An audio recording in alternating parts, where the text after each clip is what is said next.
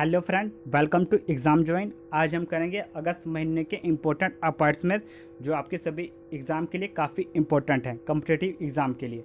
इससे पहले मैंने जनवरी से लेकर जुलाई तक की सभी की अपॉइंटमेंट की वीडियो बनाई है, जिसका लिंक मैं आपको इस वीडियो के डिस्क्रिप्शन में दे दूँगा, जो आप जाके देख सकते हैं। सबसे पहला क्वेश्चन, प्रधानमंत्री नरेंद्र मोदी के निजी सचिव कौन नियुक्त हुए? तो इसका जो राइट ऑप्शन होगा ऑप्शन नंबर बी, हार्दिक सतीश चंद्र बनाए गए हैं प्रधानमंत्री नरेंद्र मोदी का निजी सचिव, यानी प्राइवेट सेक्रेटरी।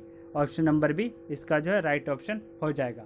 हमारे संविधान के अनुच्छेद 75 के अनुसार राष्ट्रपति के द्वारा प्रधानमंत्री की नियुक्ति की जाती है। अनुच्छेद 75 के अनुसार प्रधानमंत्री नरेंद्र मोदी कार्यकाल वाइज 17 नंबर के प्रधानमंत्री हैं, क्योंकि बहुत से प्रधानमंत्री ऐसे भी रहे हैं जिनका कार्यकाल 2 बार रहा है। जैसे कि मनमोहन सिंह थे, वो हमारे देश के प्रधानमंत्री 10 सालों तक थे, तो उनका 2 कार्यकाल था। और प्रधानमंत्री नरेंद्र मोदी का भी दूसरा कार्यकाल चल रहा है। तो उससे रिलेटेड से देखा जाए तो कार्यकाल वाइज जो प्रधानमंत्री नरेंद्र मोदी हैं वो 17वें नंबर के प्रधानमंत्री हैं।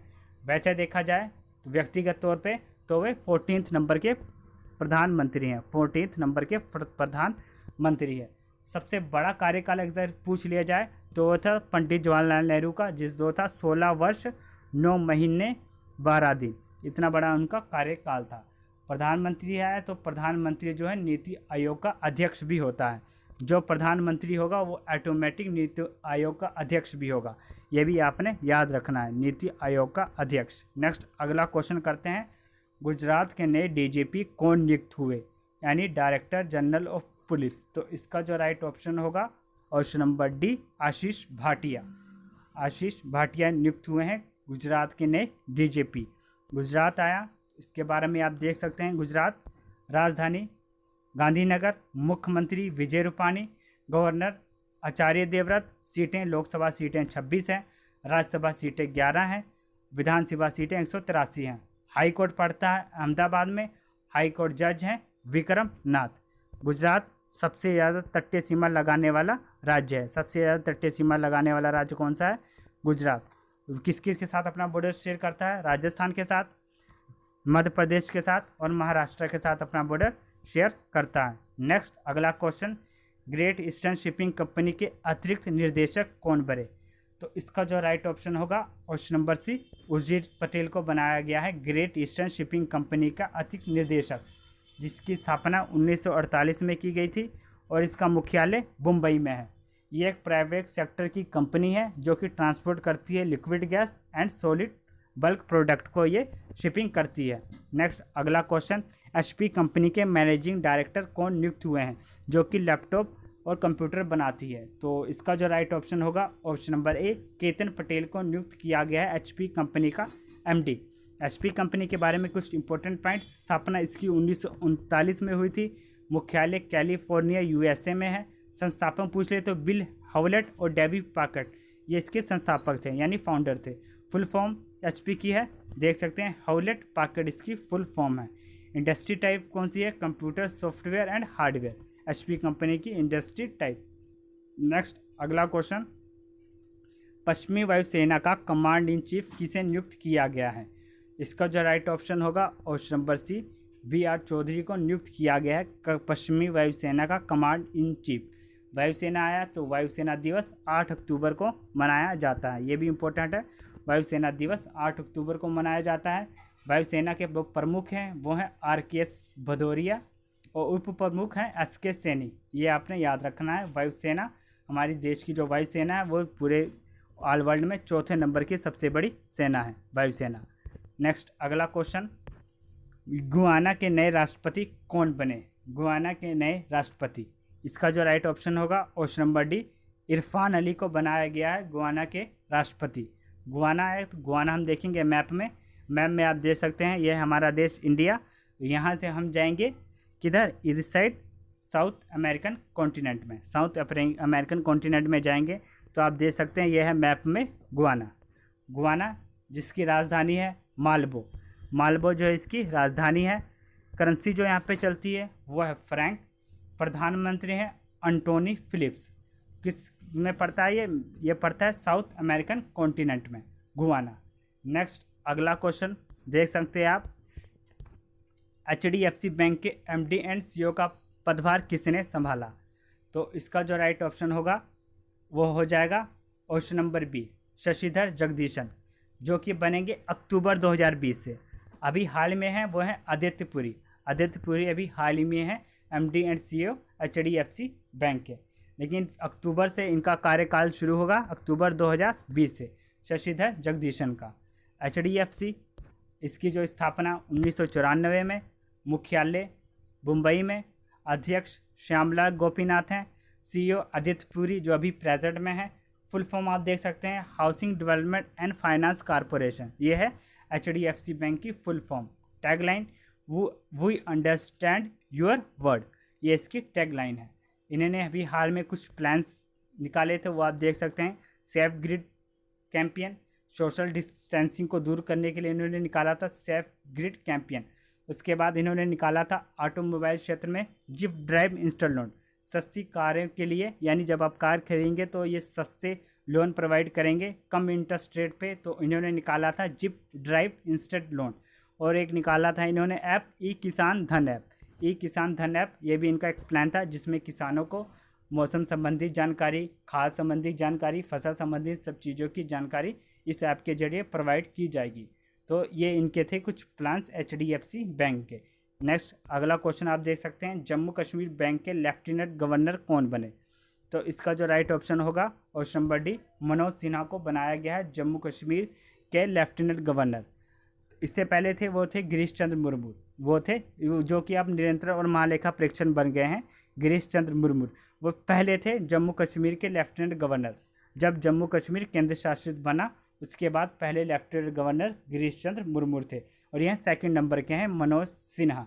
जम्मू कश्मीर इसके गवर्नर हैं मनोज सिन्हा। प्रस्तावित कब हुआ ये केंद्र शासित प्रदेश, ये भी पूछा जा सकता है एग्जाम में। तो 5 अगस्त 2019 को ये प्रस्तावित हुआ था कि जम्मू कश्मीर और लद्दाख को यूनियन टेरिटरी बना दिया जाएगा। केंद्र शासित प्रदेश बना कब, अस्तित्व में कब आया? 31 अक्टूबर 2019 को आया था सरदार वल्लभ भाई पटेल के जन्मदिन पर। नेशनल पार्क आप देख सकते हैं, सलीम अली नेशनल पार्क और डाचिगम नेशनल पार्क। ये जो हेमिस नेशनल पार्क है ये आप किस में है?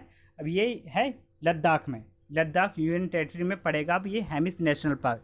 ये एग्जाम में जरूर पूछा जाएगा क्योंकि ऐसे नेशनल पार्क जरूर पूछे जाएंगे। पहले ये था जम्मू कश्मीर में, लेकिन जब ये केंद्र शासित प्रदेश बन गया तो ये जो हेमिस नेशनल पार्क है ये लद्दाख में चला गया। तो ये थे हमारे इंपॉर्टेंट क्वेश्चन जम्मू कश्मीर से रिलेटेड। और आप देख सकते हैं जम्मू कश्मीर बॉर्डर किसके साथ शेयर करता है? ये पाकिस्तान के साथ बॉर्डर शेयर करता है, लद्दाख के साथ बॉर्डर शेयर करता है, थोड़ा सा पंजाब के साथ और हिमाचल प्रदेश के साथ बॉर्डर शेयर करता है। नेक्स्ट अगला क्वेश्चन आप देख सकते हैं, UPSC के अध्यक्ष कौन बनाए गए?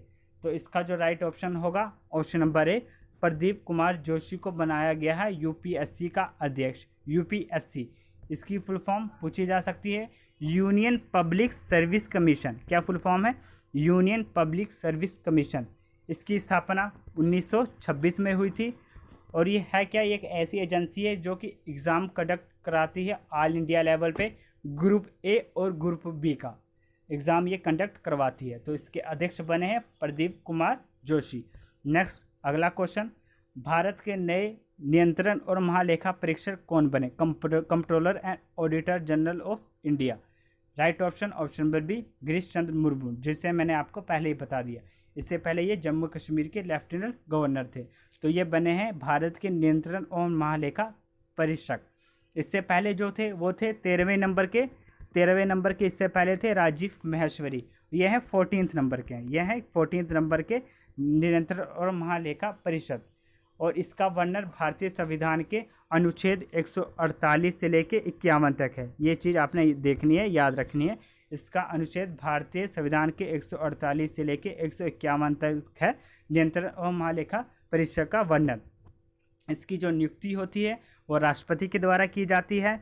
और इस पद इनका जो इनका कार्यकाल होता है वो होता है 6 वर्ष या 65 वर्ष, जो पहले पूरा हो जाए। इनका कार्यकाल होता है 6 वर्ष या 65 वर्ष, जो पहले पूरा हो जाएगा उनका ये कार्यकाल होता है। इनका कार्य क्या है, काम क्या है? वो है सार्वजनिक धन का संरक्षण।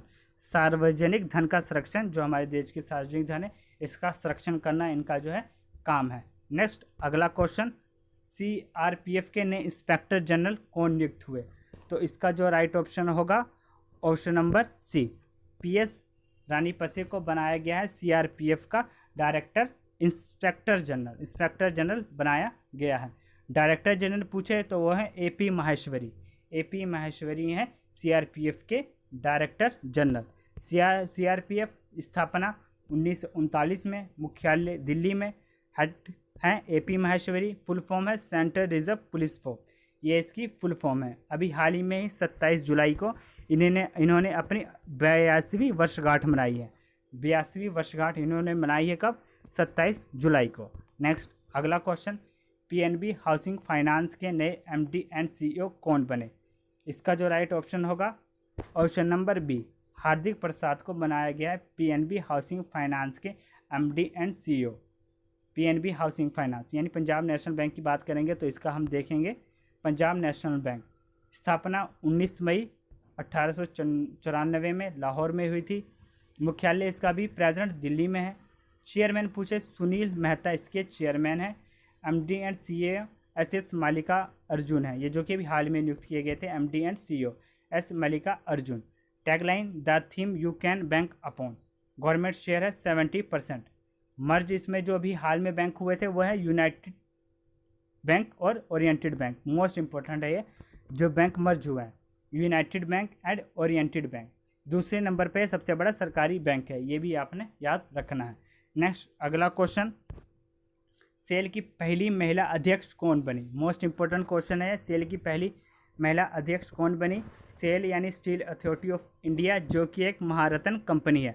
टोटल महारत्न कंपनी की संख्या कितनी है? 10 है। तो सेल अथॉरिटी ऑफ इंडिया के पहली महिला अध्यक्ष बनी है सोमा मंडल। ऑप्शन नंबर ए इसका जो है राइट ऑप्शन हो जाएगा। सेल इसकी स्थापना 1954 में की गई। हेडक्वार्टर दिल्ली में है। इससे पहले जो थे अध्यक्ष थे वो थे अनिल कुमार चौधरी। अनिल कुमार चौधरी इससे पहले अध्यक्ष थे सेल के। नेक्स्ट अगला क्वेश्चन, बुल्स इंडिया फाइनेंस के गैर कार्यकारी अध्यक्ष का पदभार किसने संभाला?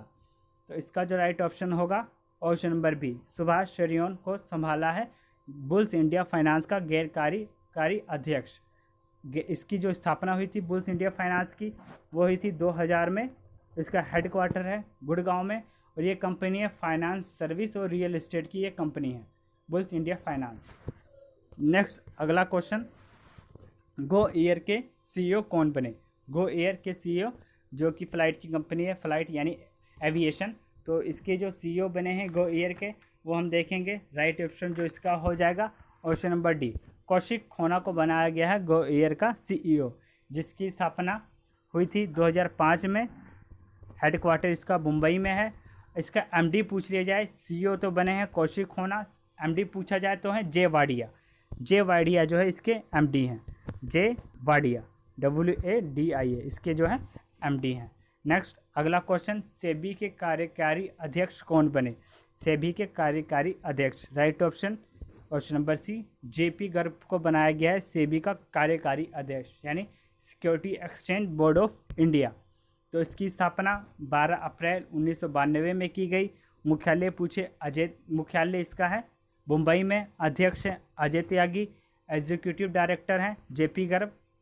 नेक्स्ट इसका वर्क क्या है? इसका वर्क है शेयर एंड सिक्योरिटी को रेगुलेट करना स्टॉक एक्सचेंज मार्केट में और कस्टमर के इंटरेस्ट को प्रोटेक्ट करना, ये इसका जो है वर्क है, इसका एक काम है सेबी का। इसका फुल फॉर्म क्या है? Stock exchange board of India, security exchange board of India इसकी जो है फुल फॉर्म है। नेक्स्ट आगे करते हैं, BSF के नए महानिर्देशक कौन बने हैं? BSF यानी बॉर्डर सिक्योरिटी फोर्स के नए महानिर्देशक कौन बने हैं? तो इसका जो राइट ऑप्शन होगा ऑप्शन नंबर ए, राकेश अस्थाना को बनाया गया है BSF का नया महानिर्देशक यानी डायरेक्टर जनरल। BSF स्थापना 1956 में, मुख्यालय दिल्ली में है। महानिदेशक राकेश अस्थाना ही बने हैं। मंत्रालय कौन सा किस मंत्रालय के अंतर्गत आता है? तो ये आता है गृह मंत्रालय के अंतर्गत। ये इनका दे सकते हैं आप लोगों, बॉर्डर सिक्योरिटी फोर्स, सीमा सुरक्षा बल। इसका जो कार्य है बॉर्डर पर, सीमाओं पर शत्रु के घुसपैठ को नियंत्रण करना, ये इसका है कार्य।